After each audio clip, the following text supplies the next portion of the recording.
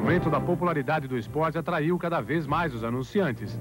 Donos de equipes encontraram patrocinadores dispostos a pagar grandes quantias para poderem aparecer em seus carros.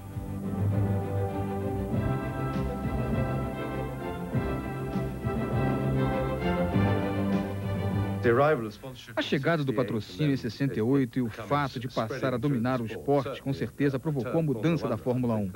Em vez de termos grids com apenas alguns carros competitivos, passamos a ter grids com um número decente de carros competitivos. Agora tínhamos uma verdadeira corrida com a pista cheia. O esporte, naturalmente, desenvolveu-se. Cada vez mais, as corridas eram televisionadas. E isso fez uma grande diferença, pois significava que mais pessoas e equipes podiam participar da Fórmula 1. Não me lembro de um único grande prêmio em que eu tenha participado, com menos de 26 competidores. Naquela época, estabeleceu-se o limite de participantes. 26 carros é o padrão do grid do grande prêmio. E é óbvio que com 26 carros competindo, e sendo a metade deles muito bons, isso seria bem melhor que 12 carros.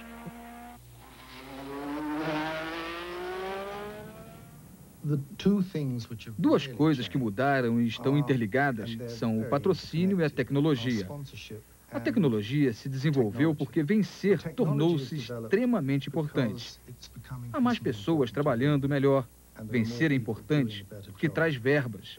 Atualmente, a publicidade proporcionada no mundo inteiro ao que o patrocinador da equipe vencedora, ou da segunda, ou das 3 primeiras colocadas, é tão grande que vale a pena gastar mais dinheiro para alcançá-la. E as pessoas gastam. Quem tiver muito dinheiro terá a mais moderna tecnologia.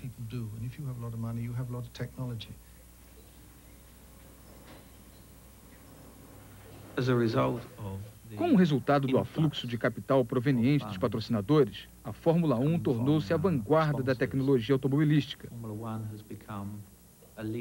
Podemos ver materiais diferentes na construção dos carros que também estão sendo utilizados para melhorar o desempenho e a confiabilidade do motor, do sistema de freios e etc.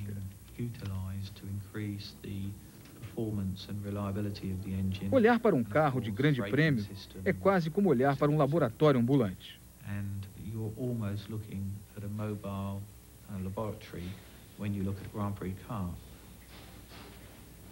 A inovação é, com frequência, a chave para a vitória. As equipes gastam boa parte do dinheiro de seus patrocinadores para descobrir meios de tornar seus carros mais velozes, especialmente nas curvas. O desafio era conseguir maior aderência dos pneus à pista. Tyrrell tentou isso com um carro de 6 rodas, mas não obteve o resultado esperado. Outro método engenhoso foi utilizar dispositivos aerodinâmicos na tentativa de criar um vácuo sobre o carro que o sugaria em direção à pista, o efeito solo.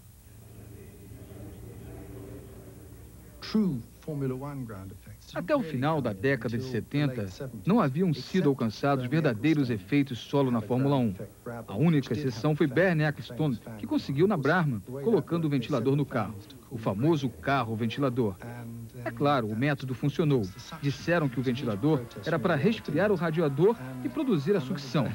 Houve um protesto imediato de todas as outras equipes.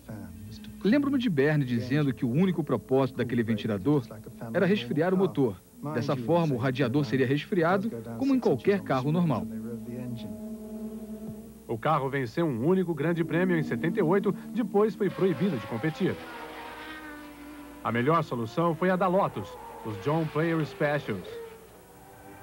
Eram a síntese perfeita entre o patrocínio e a tecnologia. Pareciam um pacote de cigarros, mas por dentro caracterizavam as últimas ideias de Colin Chapman.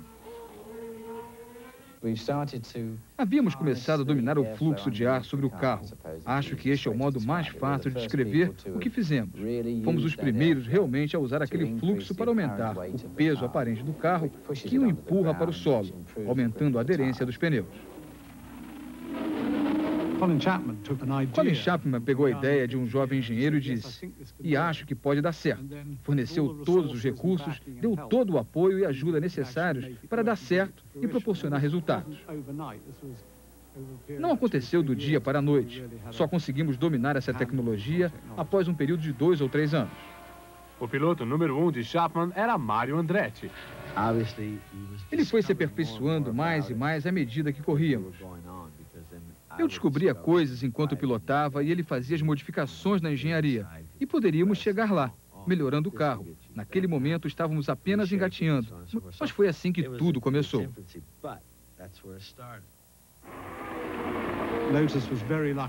A Lotus teve muita sorte em ter Mario Andretti como piloto número 1, pois ele possuía muita experiência, não apenas em corrida de grande prêmio, mas também nas corridas de Indianápolis, nos Estados Unidos, onde a velocidade é muito alta e as margens muito pequenas. Andretti trouxe para a Lotus toda aquela experiência, maturidade e os elementos competitivos necessários para um bom piloto, no momento em que mais precisávamos disso. A recompensa pelos anos de trabalho paciente veio em 78. As equipes sem tecnologia de efeito solo foram pegas de surpresa.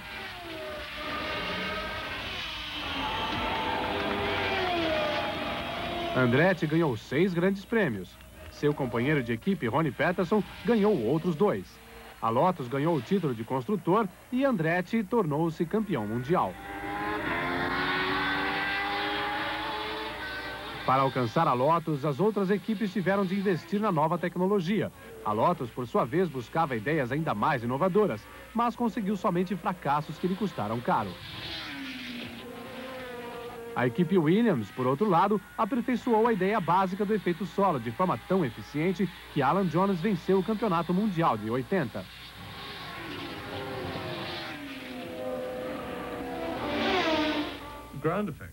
Claro que os efeitos solo eram um avanço técnico muito interessante, tanto do ponto de vista aerodinâmico quanto do técnico, e certamente deixou os carros mais velozes. Mas era tão eficiente que tornou os carros quase impossíveis de serem dirigidos. Prendia-os ao solo de tal forma que a velocidade nas curvas subiu de modo alarmante, comprometendo a segurança e se saíssem da pista ou se a saia ficasse presa ou o piloto deixasse de ter o efeito solo, funcionando adequadamente por causa de alguma falha mecânica. De repente, a aderência desaparecia. No entanto, eram principalmente as forças gravitacionais e as resistências para se operar o carro que estavam se tornando muito grandes para os pilotos. Em 1981, a FISA, órgão regulador do esporte, decidiu que os carros com efeito solo estavam se tornando muito perigosos. As equipes foram obrigadas a levantar as saias móveis que produziam a força para baixo e, mais tarde, foram totalmente banidas.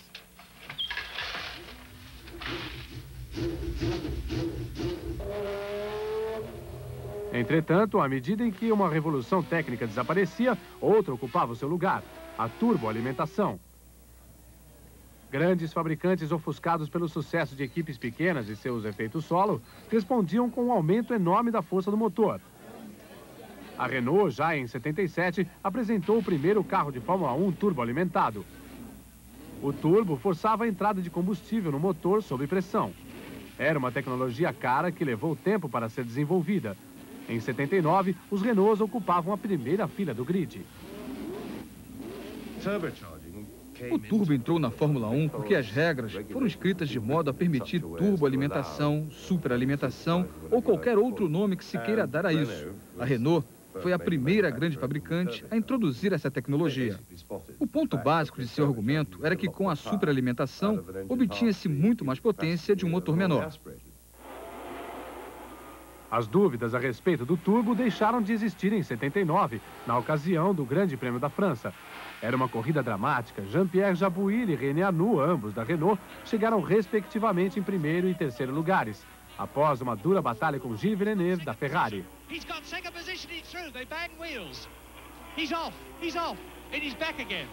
René Arnoux off the circuit and back again, and now Villeneuve's in second position, and this is the last lap. O turbo havia chegado. A Fórmula 1 passava por outra revolução tecnológica. And he's back, he's in second position. Villeneuve is second in the Ferrari. Down to third position goes Arnoux.